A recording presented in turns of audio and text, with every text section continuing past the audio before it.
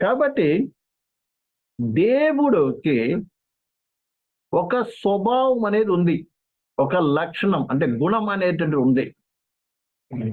ఆ గుణానికి విరోధముగా ఆయన ఏ మాత్రమో ఏం చేయడు, కార్యము జరిగించేవాడు కాదు. ఎవరైతే దీన్ని గ్రహిస్తారో, అందుకే రాయబడింది, నా నామం ఎరిగిన వారు, నా నామం ఎరిగిన వారు అంటే ఆయన గుణగణాలను ఎరిగిన వారు, ఆయన ఎలాంటి ప్రేమమయుడో, ఎలాంటి పరిశుద్ధుడో, ఎలాంటి న్యాయవంతుడో ప్రియమైన బిడ్డలారా ఎరిగినట్లయితే, ప్రియమైన బిడ్డలారా వాళ్ళు ఏం చేస్తారంటే, ప్రియమైన బిడ్డలారా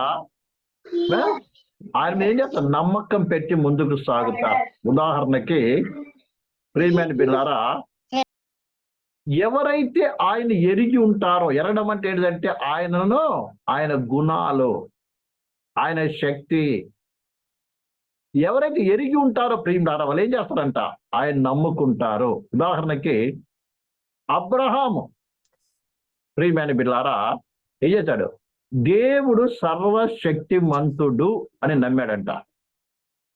అర్థమైందండి? ఏమని నమ్మాడు? సర్వశక్తిమంతుడని నమ్మాడు. కాబట్టి ఆయన బలము క్షీణించిపోయినప్పటికీ, అంటే తన యొక్క శక్తి బలం అంతా పోయింది, తన మీద నమ్మకం లేదు, ఆయనకు పిల్లలు పుడతారని నమ్మకం లేదు, ఎవరు కూడా నమ్మరు. కానీ అలాంటి పరిస్థితుల్లో ఆయన దేవుని నమ్మాడు. ఏమని? ఆయన సర్వశక్తిమంతుడు అని నమ్మాడు. అర్థమవుతుందండి? దేవుడు అతను పరీక్షించినప్పుడు, లేక ఇచ్చినటువంటి ఒక కుమారుని ఇచ్చినప్పుడు ప్రియమైన బిడ్డలారా ఏం చేస్తాడు తెలుసా, బలి ఇవ్వమన్నప్పుడు నా దేవుడు సర్వశక్తిమంతుడు కాబట్టి నా కుమారుని బలిచ్చి ఒకవేళ కాలి బూడిదైపోయినా కూడా అందులో తిరిగి నాకు నా కుమారుని ఇచ్చుటకు సమర్థవంతుడు. అందుకే ఆయన కొండ మీద వెళ్తున్నప్పుడు కూడా తన పనులకి ఏం చెప్పెడుతున్నాడు అంటే, ప్రియులారా మేము కొండ మీదకి వెళ్ళి దేవుని ఆరాధించి తిరిగి వస్తాము అని చెప్తున్నాడు. తిరిగి వస్తానలే, వస్తాము అని చెప్తున్నాడు. అర్థమైందండి? కాబట్టి ఈ విషయాన్ని ప్రజలు బాగా అర్థం చేసుకోండి. ప్రియమైన అలాగే పరిశుద్ధ గ్రంథములో ఉన్నటువంటి భక్తులందరూ కూడా దేవుని ఎరిగారు కాబట్టి వారికి ఎన్ని కష్టాలు వచ్చినా, ఎన్ని శ్రమ వచ్చినా, ఎన్ని బాధలు వచ్చినా, ఏ పరిస్థితి వచ్చినా కూడా వారు ఏం చేశారు? కదలకుండా స్థిరంగా నిలబడ్డారు. దేవుని విడిచిపెట్టుకోకుండా వారు ఏం చేశారు? దేవుని పాదాలు పట్టుకున్నారు తప్ప వారు అటు ఇటు కలవరపడలేదు, విశ్వాసము కోల్పోలేదు. ప్రియమైన అర్థమైందండి? అది దేవుని ఎరిగి ఉండడం అంటే. కానీ ఇక్కడ ఇజ్రాయేల్ ప్రజలు దేవుని ఎరగని తరం వచ్చేసింది. అర్థమైందండి? దేవుని కార్యాలు కానీ, దేవుని కార్యాలు కానీ తెలియనట్టు. కాబట్టి పరిశుద్ధ గ్రంథములోని పరిశుద్ధులందరూ కూడా ఏం చేశారు? దేవుని ఎరిగారు. కాబట్టి వారు కష్టం వచ్చినా, శ్రమ వచ్చినా, బాధ వచ్చినా, ఎలాంటి పరిస్థితులు వారికి ఎదురైనా వారు ఏం చేశారు తెలుసా ప్రియులారా? దేవుని నమ్మకం పెట్టి ముందుకు సాగారు, కానీ దేవుని విడిచిపెట్టిన వారు కాదు. మనం విశ్వాస వీరుల గురించి చదివినప్పుడు ఎబ్రీ రాసిన 11 మనం చూస్తాం. ఒక్కొక్క పరిశుద్ధుడు ఏ రకంగా తమ విశ్వాసము ద్వారా సాక్ష్యం పొందారో మనం చదువుతూ ఉంటాం. కానీ ఇక్కడ మనం చూసినప్పుడు ఎప్పుడైతే వారి యొక్క పెద్దలు వెళ్ళిపోయారో వీరేం చేసి తెలుసా? దేవుని విడిచిపెట్టి ఏం చేసి తెలుసా? బయలు దేవతను పూజించడం ప్రారంభించారు. అదే బయలు దేవతను, అస్త్రో దేవతను పూజించడం ప్రారంభించారు. ప్రియమైన పిల్లారా, అలాగే ఇంకొక వ్యక్తి నేను ఇది మొట్టమొదటగా మీకు దేవుని ఎరగనటువంటి వారు ఏ ఏ పనులు చేస్తారో దాన్ని వివరించిన తర్వాత ప్రభు రాకాశమైతే ప్రియులారా, దేవుని ఎరిగిన వారు ఎలా ఉంటారు అన్న విషయాన్ని కూడా మీకు సపరేట్గా తెలియపరుస్తా. అప్పుడే మీకు బాగా అర్థమవుతుంది. ఇక్కడ దేవుని ఎరగని తరము వారు ఏం చేశారంటే బయలు దేవతలను, అస్తరోతు దేవతలను ప్రియమైన పిల్లారా ఏం చేశారు? పూజించి దేవునికి కోపం పుట్టించినట్టుగా మనం చూస్తాం. మనం చూసాం దేవుని ఎరగడం అంటే ఏమిటి అంటే దేవుడు ఎవరు, ఆయన ఎలాంటి కార్యం చేయగలడు అని ఆయన గుణాన్ని కానీ ఆయన చేసే కార్యాన్ని తెలియకపోవటమే ఆయన ఎరగకపోవటం. నమ్మడం అర్థమవుతుందండి. అందుకే విశ్వాసమైన ప్రతి ఒక్కరు కూడా దేవుని గురించి, ఆయన చేసిన కార్యాల గురించి, చేస్తున్న కార్యాల గురించి, చేయబోయే కార్యాల గురించి ఏం చేయాలి? క్షుణ్ణంగా తెలుసుకోవాలి. తెలుసుకోవడం కాకుండా అనుభవపూర్వకంగా అనుభవించాలి కూడా. అర్థమవుతుందండి. ప్రభువైన యేసును విశ్వాసం ఉంచిన ప్రతి ఒక్కరు కూడా, ప్రతి విశ్వాసి కూడా ఏం చేయాలంటే ప్రియులారా, దేవుడి యొక్క గుణాలు, దేవుడు ఎవరు, ఆయన గుణగణాల గురించి నిత్యముగా నువ్వు తెలుసుకోవాలి. ఒకటి. రెండోది, ఆయన చేసే కార్యాలు నువ్వు తెలుసుకోవాలి. ఆయన నీ కొరకు ఏ కార్యం చేశాడు, ఏ కార్యం ఇప్పుడు చేస్తున్నాడు, ఏమి చేయబోతాడు, అన్ని వివరంగా నువ్వు తెలుసుకోవాలి. అప్పుడే నీలోని విశ్వాసం బలపడుతుంది. అది తెలుసుకోకపోతే నువ్వేమవుతావంటే ఏమవుతావు? ఈ ఇజ్రాయేల్ ప్రజలు ఏ రీతిగా అయితే తమ చుట్టుపక్కల ఉన్నటువంటి ప్రజలను చూచి బయలు దేవతను, అసలు దేవతను పూజ వెళ్ళిపోయారో అదే రీతిగా వెళ్ళిపోతావు. ఇది అనేక మంది విశ్వాసం అనబడేటువంటి వారు, పేరు విశ్వాసులు, పరిశుద్ధులు అనబడిన వారు ఉన్నారు. కానీ వారు ఇప్పటికి కూడా దేవుని ఎరగని స్థితిలో ఉన్నారు. ఇప్పుడు దేవుడు తమ కొరకు చేసిన కార్యాలు ఏంటో వారికి తెలియదు. అందుకే వారు ఏం చేస్తారంటే ఆనాడు ఇజ్రాయేల్ ప్రజల బయలు దేవతను, అసలు దేవతలను పూజ వెళ్ళిపోయిన రీతిగా ఈ దినంలో అనేక మంది బయలు దేవత ఆరాధికులుగా ఉన్నారు, అసలు దేవతల యొక్క ఆరాధికులుగా ఉన్నారు. మీరు అనొచ్చు, మేమెక్కడ దేవుని ఆరాధిస్తున్నామండి అనొచ్చు. అసలు బయలు దేవత ఆరాధన అంటే ఏమిటి అది మొట్టమొదటి తెలుసుకోవాలండి. బయలు దేవత కానానీయుల దేవత, దానికి సంతాన దేవత అని కూడా పేరు. అర్థమైనా? అంటే సంతానం ఇచ్చేటువంటి దేవత అని కూడా పేరు. అర్థమవుతుందండి. దీని ఆరాధన ఎట్లుంటుందంటే కేవలము ఆ దేవతకు బలి అర్పించేదే కాదు, జంతువులు బలించడమే కాదు, కానీ అర్థమవుతుందా, మనుషులు కూడా బలించేటువంటి వారు. అయితే బలిచ్చిన తర్వాత వారు ఏం చేసేవారంటే అక్కడ వచ్చిన స్త్రీ పురుషులందరూ కూడా ఎలాంటి భేదం లేకుండా పాపము చేసేటువంటి వారు. పాపం అంటే ఇష్టం వచ్చిన స్త్రీలతో ఇష్టం వచ్చిన పురుషులు ఏం చేసేవారు? పాపము చేసేవారు. అదే వారి యొక్క ఆరాధన. బలి అర్పించరాదు వారు చేసే పని ఏంటంటే అది. అర్థమవుతుందండి. అంటే శరీర ఇచ్చను, శరీర కోరికలు నెరవేర్చుకోవడం పబ్లిక్ గా చేస్తారు, ఇలాంటి పాపాలు జరిగిస్తారు. అందుకే దేవుడు కానానీయులందరూ ఏం చేయమన్నాడు? నశింప చేయమన్నాడు. ఇది అసహ్యమైనటువంటి కార్యము. అది వారి ఆరాధన. నమ్మడం అర్థమవుతుందా మీకు? వీళ్ళు బలు అర్పించిన తర్వాత వారు చేసే కార్యం ఏంటిది? స్త్రీ పురుషులు ఏం చేస్తారు? అక్కడ భార్యాభర్తల కాదండి. ఇష్టం వచ్చిన రీతి ఏం చేశారు అక్కడ? వారు అపవిత్రమైన కార్యాన్ని వారు జరిగించే పబ్లిక్ గా. అది ఆరాధన. అందులో అది ఆ సంతోషం అన్నమాట. ఇది ఆ దినం వాళ్ళు చేసే ఆరాధన. అస్తరోతు దేవత ఆరాధన అంటే ఏంటిదంటే ఈ యొక్క ఎవరు వస్తున్నారో ప్రియులారా, ఒక్కొక్క యవ్వన స్త్రీలు వెళ్ళి ఒక్కొక్క ఏమంటారు అక్కడ కొన్ని పొదలు ఉన్నప్పుడు ఆ పొదల చాటున యవ్వనస్తులు వెళ్ళి వారితో ఏం చేసేవాళ్ళు? పాపం జరిగించేటువంటి వారు. అంటే విచ్చలవిడి జీవితం అన్నమాట. అంటే శరీర కోరికలను నెరవేర్చుకొని శరీర రీతిగా సంతోషపడేటువంటిదే వారి యొక్క ఆరాధన, ఆ దేవతలకి ఇష్టమైన కార్యము. ఇలాంటిది ఇజ్రాయేల్ ప్రజలు జరిగిస్తున్నారు. ఇది దేవుని వాక్యానికి విరుద్ధమైనది. యెహోవాకేంటిది? వ్యతిరేకమైనది. అర్థమైందండి?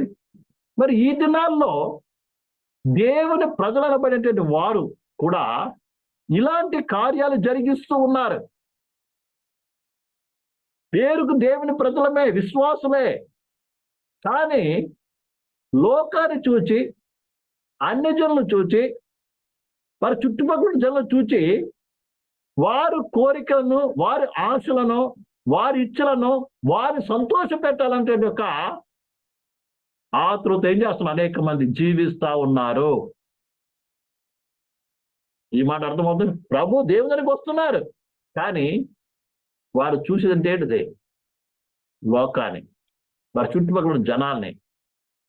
వారిని ఎలా సంతోష పెట్టాలి, వారిని ఎలా మయంపరచాలి, వారిని ఎలా ఇది చేయాలని వారందరూ శరీర స్థితిని నెరవేర్చుకోవడానికి శరీర శరీరించిన ప్రకారం శరీర కోరికలను అనుసరించి లోక సంబంధంగా వారు సంతోషిస్తూ ఉంటే వీరు కూడా దాంతో పాటు సంతోషించాలని చూసిన వారు అనేక మంది ఉన్నారు. ఇందులో పెద్దవారే కాదు, యవనస్తులు కూడా ఉన్నారు.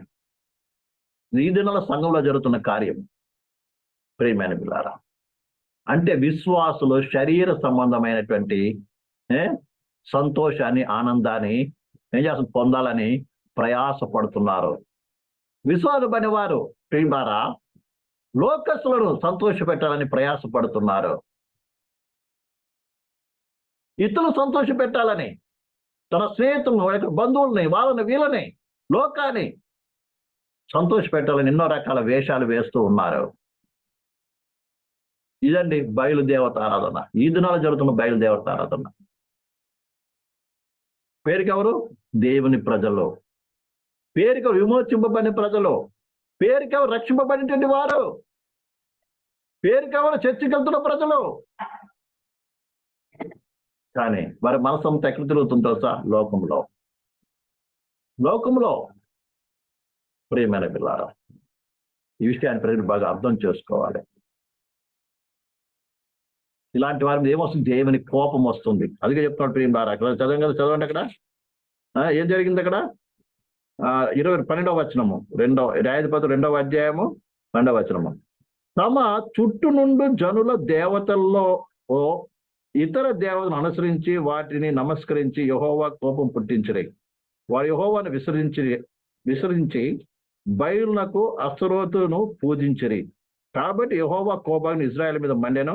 ఆయన దోచుకుని వారి చేతికి వారిని అప్పగించను. వారు ఇజ్రాయేళ్లను దోచుకొని ఆయన వారి చుట్టూ ఉన్న వారి శత్రువుల చేతికి వారు అప్పగించను కనుక వారు తమ శత్రువులు ఎదుట నిలవలేకపోయిరి.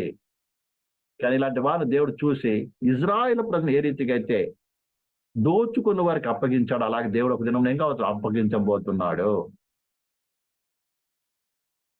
కాబట్టి దేవుని ఎరకపోతే, ఆయన పరిశుద్ధుడు అని నీకు తెలియకపోతే నీవేం చేస్తావు? నీవు అపవిత్ర కార్యాన్ని చూస్తావు, అనుసరిస్తావు. అర్థమైందండి? ఈ విషయాన్ని బాగా అర్థం చేసుకోవాలి. 1వ సమూయేలు గ్రంథము 2:12 చదువుకొని నేను ముగించాలని ఆశపడుతున్నాను. 1వ సమూయేలు గ్రంథము 2:12.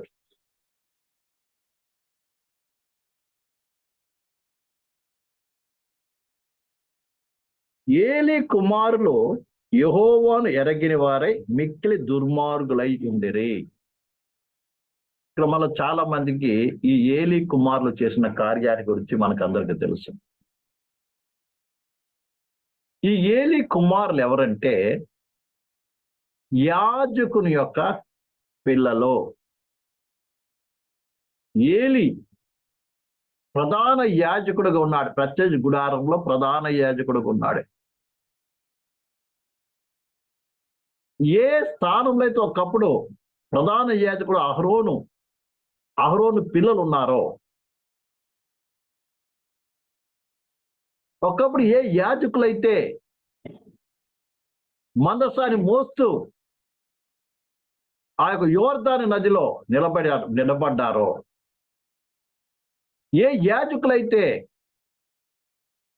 మందసం పెట్టుకొని ఎరికో గోడ చుట్టూ తిరిగారో, ఏ యాజకులైతే బూరలు పట్టుకొని ఆ ఎరుక చుట్టూ తిరిగి బూరలు వచ్చినప్పుడు ఎరుక గూడు కూలిపోయిందో, అటువంటి స్థానములో ఉన్నటువంటి వారు ఈ యొక్క ఏలీ కుమారులు.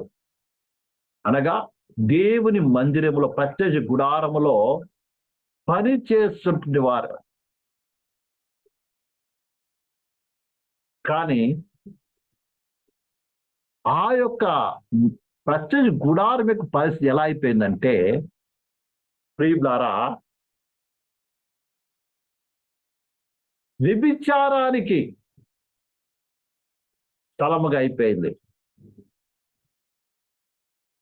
ఈ ఏలీ కుమారులు దేవుని కానీ, దేవుని యొక్క ఆజ్ఞని కానీ, దేవుని యొక్క మరి మహిమను కానీ, దేవుని యొక్క పరిశుద్ధత కానీ ఏ మాత్రము కూడా ఎరగకుండా, పట్టించుకోకుండా వారి శరీరాన్ని పోషించుకోవడానికి, శరీర కోరికలు నెరవేర్చుకోవడానికి ప్రయాసపడిన వారుగా ఉంటున్నారు. దేవుని ఆలయములో దేవునికి బలర్పించి దేవుని యొక్క మరి కార్యాన్ని జరిగించిన వారు, దేవుని మందిరాన్ని కాపాడవలసిన వారు, దేవుని మందిరాన్ని పరిశుద్ధతను కాపాడవలసినటువంటి యాజకులు ఏం చేస్తారు తెలుసా? బలి అర్పించక ముందే వారికి కావలసిన మాంసమును ముందుగానే తీసుకొని వీరు సపరేట్ గా వండుకొని తినేటువంటి వారుగా అయిపోయారు. అదొకటైతే, రెండవది అక్కడ వస్తుంటే స్త్రీలతో కూడా పాపము చేయటం ప్రారంభించారు. ప్రియమైన కూడా ఆ టైం అసలు దేవుని మహిమ లేదండి. ఎందుకంటే దేవుడు ఒకసారి చూస్తాడు, 2 సార్లు చూస్తాడు, తర్వాత దేవుడు వదిలేస్తాడు. మన ఆరంభం చూసినప్పుడు అహరోను కుమారులు ఇద్దరు అన్ని ఆజ్ఞ తీసుకొచ్చినందుకు ఏమైపోయారు? అక్కడే పడి చచ్చిపోయారు. రానడు ఏమైంది తెలుసా? భక్తి అనేది పోయింది. నిజంగా చాలా మందికి మొదలుతున్న భక్తి ఏం లేదు, ఇప్పుడు లేదు. మొదలుతున్న భయం ఇప్పుడు లేదు. మొదటిన పరిశుద్ధం ఇప్పుడు లేదు. మొదటిన ఆసక్తి ఇప్పుడు లేదు. దాన్ని అలా అయినప్పుడు ఏమవుతుంది? అలాగే అప్పుడు దేవుడు శిక్షించడానికి శిక్షించట్లేదు. కారణం ఏం తెలుసా? దేవుడి యొక్క ఏమైపోయింది? దేవుడు వదిలేశాడని దాని అర్థం. అర్థమవుతుందండి?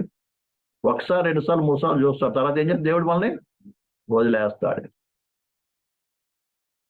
ఇక రాను రాను ఏలీ కుమారుల యొక్క పరిస్థితి ఏమైపోయిందంటే, ప్రియమారా, దేవుని స్థానాన్ని ఏం చేశారు వీళ్ళు ఆక్రమించారు. అక్కడ వచ్చేటండి బలు అర్పించడానికి వచ్చిన వాళ్ళు కూడా రేపు చెప్తున్నారు, అయ్యా ముందు దేవునికి బలి అర్పించాలని మీకు ఇష్టమైన తీసుకోండి అయ్యా అని అనేవారు. చూడండి, ఇక్కడ కావాలంటే 13 చదువు 2:13. జనుల విషయమైన యాజకులు చేయించు వచ్చిన పని ఏమనగా, ఎవడైనా బలి పశువును వధించిన మీదట మాంసం ఉడుకుచుండగా యాజకులు వారిని 3 ముళ్ళు గల కొంకిని తీసుకుని వచ్చి బొలుసులో గాని, తపేలో గాని, గోనులో గాని, కుండలో గాని అది గుచ్చినప్పుడు ఆ కొంకి చేత బయటికి వచ్చినదంతా యాజకులు తమ కొరకు తీసుకొనును. షిలోహు వచ్చు ఇజ్రాయిల్ అందరికీ వీరు ఇలాగ చేయొచ్చు వచ్చిరి.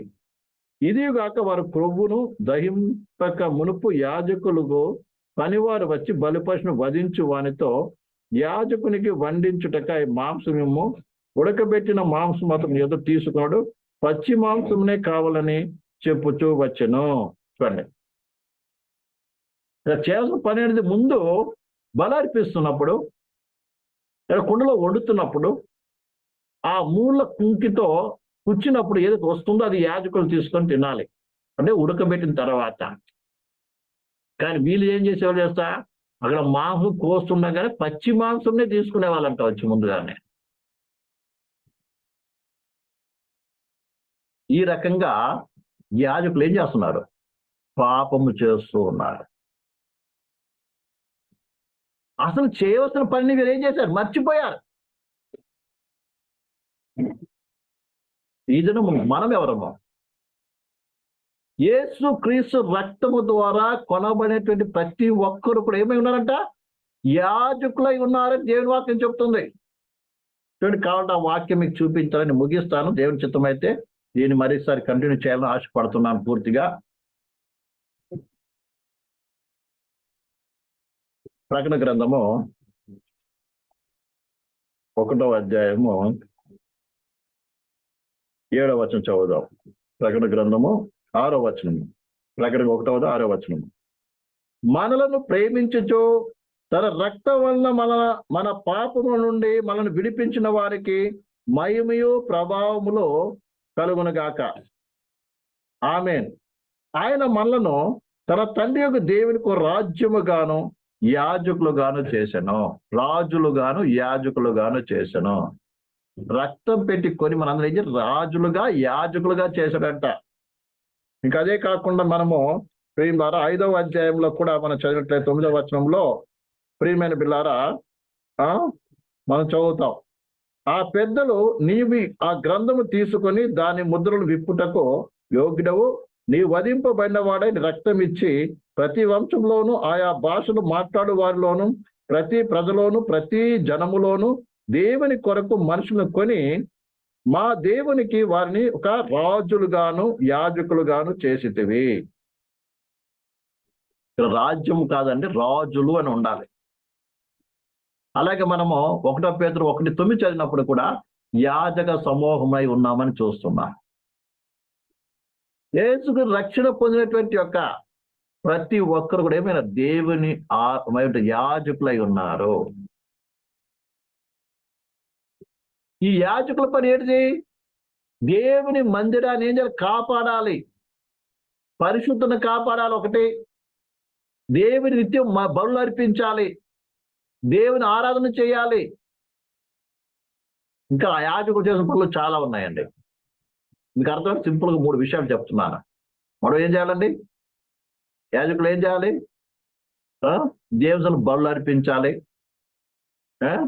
ఏం చేయాలి, మందిర పరిశుద్ధను కాపాడాలి. తర్వాత ఏం చేయాలండి, నిత్యము ధూపం వేయాలి. అంటే ఏంటిది, మందిరం అంటే ఏంటిది? చాలా మంది మందిరం అనగానే ఏమనుకుంటారంటే ఈ భౌతిక సమయం కట్టడం అనుకుంటారు. కానీ ఆ మందిరాన్ని కాపాడు, అక్కడ ఊడవాలేమో, అక్కడ శుభ్రం చేయాలేమో, అది చెయ్యాలి కాదంటలేదు. కానీ దేవుని వాక్యాన్ని చూసినప్పుడు మీ దేహము దేవునికి ఆలయమే ఉన్నదని మీరు ఎరగరా అన్నాడు. ఇప్పుడు దేవుని ఆలయం ఎవరో, మనమే. రక్షణ పొందిన ప్రతి విశ్వాసి కూడా ఏమై ఉన్నారు, దేవుని ఆలయమే ఉన్నారు. పర్సనల్ గా, వ్యక్తిగతముగా ప్రతి విశ్వాసి కూడా ఏమైనా దేవుని ఆలయం, దేవుడు మీరు ఏం చేసి నివసిస్తున్నాడు అని మనం చూసాం. కొరింథీయులకు రాసిన 1వ పత్రికలో మనం చూస్తాం, 3వ అధ్యాయం 16-17లో. అలాగే ప్రియమైనలారా మరి ఇంకా అనేక వచనాలు మనం చూస్తుంటాం. మరి ఈ యొక్క ఆలయమైన నీకు, నీ యొక్క శరీరానికి, నీ దేహానికి యాజకుడు నువ్వు. అంటే నీ పని ఏంటిదంటే నీవు నిత్యమైన నీ పరిశుద్ధత కలిగి ఉండటానికి నువ్వు ప్రయాసపడాలి. నిన్ను పరిశుద్ధంగా జీవించడానికి నీ జీవితాన్ని ఏం చేయాలి, అప్పగించుకోవడం మొట్టమొదటిది. రెండోది, నిత్యం ఏం చేయాలి, నువ్వు బలు అర్పించాలి. బలు అంటే అనేక మంది కొరకు విరిగి నలిగిన మనసు ఏం చేయాలి, నువ్వు ప్రార్థించే వాడికి ఉండాలి. నీ కొరకే కాదు, అనేక మందికి ఏం చేయాలి? కన్నీరు వినికిరలి మనసు ప్రార్థించేవాడుగా ఉండాలి.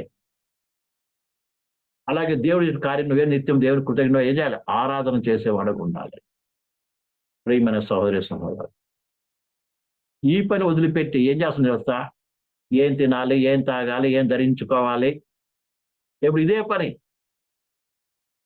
ఒకటి. రెండోది ఏంటిది? ఆ యాజకుడు చేసినది ఏం చేయాలి? కనబడదల్లా సొంతం చేసుకోవాలి. ఈ లోకంలో ఏది కనబడితే దాన్ని ఏం చేయాలి? అనుభవించాలి. ఏ రకంగా యాజకులు చేసిన పనిని మర్చిపోయి, ఏలి కుమారులు దేవుని మందిరంలో చేసిన పనిని మర్చిపోయి ఏం చేస్తున్నారు? తన శరీరం పోషించుకోవడానికి దేవుడు మొట్టమొదటి అర్పించవలసినటువంటి యొక్క మాంసాన్ని వీళ్ళు తినడానికి ప్రయోజనపడుతున్నారు. అలాగనే ఇందులో అనేక సార్లు అనేక మంది విశ్వాసమైన వారు దేవుని కొరకు చేసిన కార్యాన్ని, దేవునికి ఇవ్వాల్సిన దాన్ని, దేవునికి ఇవ్వాల్సిన జీవితాన్ని, దేవుడు నీ జీవితాన్ని కోరుకున్నాడు. దేవునికి ఇవ్వాల్సిన సమయాన్ని, దేవునికి ఇవ్వాల్సిన ధనాన్ని, దేవునికి ఇవ్వాల్సిన అన్నీ ఏం చేస్తున్నాం ప్రియులారా? అన్ని మన సుఖం కొరకు, మన సంతోషం కొరకు, మన కొరకు, ఆనందం కొరకు ఉపయోగించుకుంటూ ఉన్నాం. అనేక విధాలు ఉపయోగించుకుంటున్నారండి. రెండోది ఏంటిది? లోకంలో ఏది కనబడినా దాన్ని ఆశించడం. ఏ రకమైన వాళ్ళు అక్కడ వచ్చిన స్త్రీలను, ఎవరైతే స్త్రీలు వస్తున్నారో అక్కడ మందిరానికి దేవుని ఆరాధించడానికి, అర్థమవుతుందండి, వాళ్ళు ఏం వ్యభిచరించారంట. ఆ రీతిగా మనం ఎలాంటి వ్యభిచారమో, బహుశా స్త్రీలతో నువ్వు పోకపోవచ్చు, పురుషులతో పోకపోవచ్చు, ఎవరితో పోకు, కనబడినంతా ఏ వస్తువు కనబడినా ఇది సంపాదించుకోవాలి, దీన్ని అనుభవించాలి, ఈ రకంగా ఏం చేస్తున్నారు? ఏలి కుమార్ చేసినట్టు చేస్తున్నారు. అలాంటి వారిని చివరికి ఏం చేసి తెలుసా? దేవుడు వారి శత్రువు చేతికి అప్పగించాడు. మందసం మోస్తూ ఉన్నప్పటికీ కూడా వారి దగ్గర భుజం మీద ఏం చేస్తున్నారండి? మందసం మోసుకుని యుద్ధానికి వెళ్ళారు. కానీ మందసం వీరిని కాపాడలేదు. కారణం ఏం తెలుసా? మీరు పాపులై ఉన్నారు, దేవుని ఎరగిన వారుగా ఉన్నారు, తమ హెచ్చించుకున్న వారికి ఉన్నారు, తమ శరీరం పోషించుకున్న వారికి ఉన్నారు, తమ సుఖాన్ని, తమ తోచినట్టుగా సుఖాన్ని అనుభవిస్తున్న వారుగా ఉన్నారు. మోసుకుంటూ మళ్ళీ మేము మందస్థం మోస్తున్నామండి, దేవుని బిడలమండి, విజయం మాదేనండి అనుకుంటూ వెళ్తున్నప్పుడు ప్రియులారా, వాళ్ళిద్దరు కూడా హతము చేయబడి యుద్ధ రంగంలో అన్యుల చేత హతము చేయబడ్డారు. ప్రియమైన పిల్లలు, ఈ యొక్క రాత్రిగా మనం కూడా ఆసక్తి ఎరగిన వారికి ఉన్నామేమో, ఎరగిన వారికి ఉన్నారు. అదన ఇజ్రాయెల్ ప్రజలేమో ప్రియమైన పిల్లరా, వాళ్ళ చుట్టుపక్కల ఉన్న వారిని చూసి దేవుని విశ్వాసం కోల్పోయి శరీర కోరిక నెరవేర్చుకోవడానికి ఏం చేశారు? వాళ్ళు అన్య దేవతలతో కలిసిపోయారు, విశ్వాస భ్రష్టులయ్యారు. ఏలి కుమారులు వారు దేనికి నియమించబడ్డారో, వారి స్థానం ఏంటిదో, వారు చేసే పని ఏంటిదో తెలుసుకోకుండా ఏం చేశారు? తమ పోషించుకోవడానికి, తమ కోరిక నెరవేర్చుకోవడానికి ఏం చేసేవారు? ప్రయాసపడ్డారు. వారేమయ్యారు? దేవుని హతం చేయబడ్డారు. ఈ రెండు విషయాలు మనం జ్ఞాపకం చేసుకోవాలి. మనము ఎవరము, మనం నమ్ముకున్న దేవుడు ఎవరు, ఆయన మన పట్ల ఎలాంటి కార్యం చేశాడు, ఎలాంటి కార్యం చేస్తున్నాడని గ్రహించి లోకం నుంచి మనము వేరుగా ప్రత్యేకంగా పరిశుద్ధంగా జీవించడం నేర్చుకోవాలి. లేకపోతే దేవునికి ఏమవుతాం? దేవుని దూరం అయిపోతాం, విశ్వాస భ్రష్టులు అవుతాం. దేవుని మందిరం ఆత్మ ఉండడం కాదండి, శరీర కోరికను అనుసరించి నడవటమే విశ్వాస భ్రష్టత్వం. ఏలి కుమారులు మనం చూస్తాం, దేవుని ఎరగలేదు, చివరికి మరణమయ్యారు. ఏంటి అర్థము? వారి దేవుని మందిర పరిచర్యకు దేవుడు నియమించాడు, దాన్ని వదిలేసి తాము పోషించుకోవడం కొరకు దేవుని స్థానాన్ని వీరు తీసుకున్నారు. దేవునికి చెందవలసిన వీరు తీసుకొని ఏం చేస్తారు? ప్రియమైన బిడ్డ, దేవుని చెందిన వీరు తీసుకొని తాము పోషించుకున్నారు. అదే కాకుండా వారి కంటి కనబడుతున్న స్త్రీలందరూ దేవుని మందిరానికి వచ్చిన స్త్రీలు దయచేసి వ్యభిచారం చేయడం ప్రారంభించారు. వారి ఆత్మలు చేయబోగా ఒకవేళ మన జీవితానికి ఉన్నట్లయితే మనం సరి చేసుకొని పరిశుద్ధపరచుకుని ప్రభుత్వం కోరదాం. అలాంటి వారు ఎవరైనా ఉంటే వాళ్ళకి కూడా ప్రార్థిద్దాం, వారికి కూడా ప్రభుత్వం చెబుదాం. వారి కృప మన దేశంలో ప్రార్థిద్దాం. దేవుడి వాక్యం జీవించిన దాకా ఇప్పుడు కళ్ళు మూసుకుందాం, ప్రార్థన చేసుకుందాం. హల్లెలూయా, హల్లెలూయా, హల్లెలూయా, హల్లెలూయా, హల్లెలూయా. దేవుని వాక్యం విన్న ప్రియ సహోదరి సహోదరుడా, యెహోవాను ఎరకపోవటం వలన విశ్వాస భ్రష్టులు ఏ రీతిగా అయిపోయారో ఇజ్రాయెల్ ప్రజలను చూసాం, ఏలి కుమారుని చూసాం. మనం ఇజ్రాయెల్ ప్రజల్లాగా వారి చుట్టుపక్కల ఉన్న ప్రజలను చూసి వారిని అనుసరించి మనం నడిచినట్లయితే మనం విశ్వాస భ్రష్టులమే. మనం శరీర సముద్రం అయిపోతాం, శరీర కోరికలు ఇచ్చి నెరవేర్చుకున్న వారం అయిపోతాం. ఆ రంగా దేవునికి కోపం పుట్టించిన వారముగా దేవుని శిక్షకు పాత్రం అవుతాం. అలాగే ఏలి కుమారుని చూస్తాం, వాళ్ళు యెహోవాను ఎరగలేకపోతారు. వారు ఏ స్థానంలో ఉన్నారో ఆ స్థానాన్ని వారు చేయవలసినటువంటి యొక్క పనిని వారు చేయక దేవుని మందిరంలో బలి అర్పించవలసిన బలి మాంసమును దేవుని అర్పణ అర్పించక ముందే వాళ్ళు తీసుకొని వారి యొక్క వారు తాము పోషించుకున్నారు. అలాగే ప్రేసుకోవాలి. అదే కాకుండా తమ శరీరం నెరవేర్చుకుంటున్న వారు ఉన్నారు. ఈ రకంగా వారు విశ్వాస భ్రష్టులుగా ఉన్నారు. ఆ స్థితిలో ఒకవేళ మనం ఉన్నాం, మేము ప్రియ సహోదరి సహోదర మన పరిశ్రమ చేసుకొని మనం ఈ దేవుడు ఎరిగిన వారముగా, ఆయన నామం ఎరిగిన వారుగా, ఆయన నమ్ముకున్న వారముగా ఉందాం. అదే రీతిగా ప్రియ సహోదరి సహోదరుల మన దేవుడు యాజకులుగా చేశాడు. మనం చేయాల్సినటువంటి పనిని మనం చేద్దాం. ఈ శరీరం ఆలయాన్ని పరిశుద్ధంగా ఉంచుకుందాం. అలాగే ప్రేయస్గా నిత్యం ప్రార్థన విజ్ఞాపనలు చేస్తూ జీవిద్దాం.